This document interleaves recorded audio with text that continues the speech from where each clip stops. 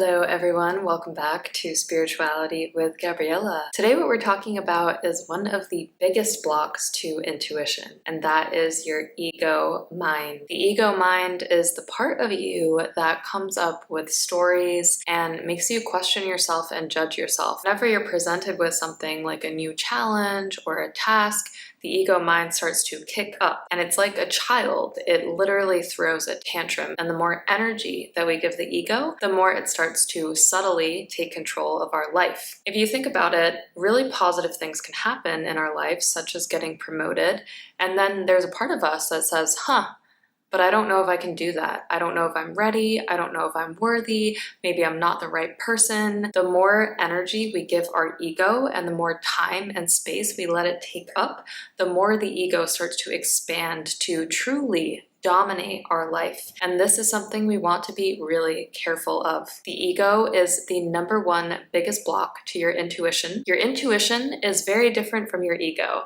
Your intuition is your soul's knowing.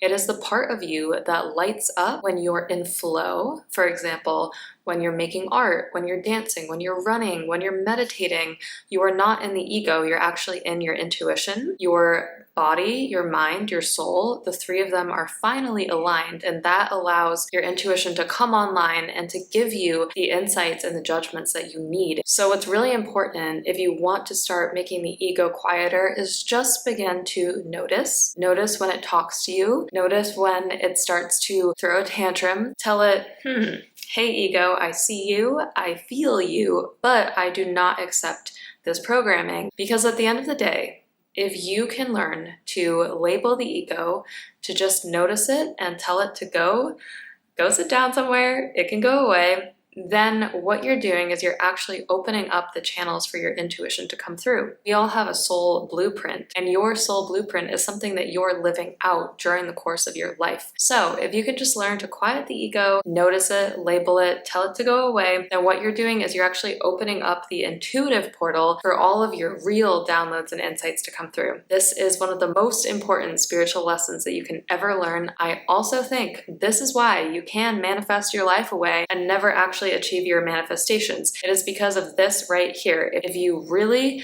pay attention to what I'm saying and you simply notice, simply label, and then trust your intuition instead, that is how you are going to become more deeply intuitive, more in control, just living the best life ever. If you learned something new today, please give me a big thumbs up, hit that subscribe button, share if you feel so inclined. I love all of you, and I will see you all in the next video. Bye.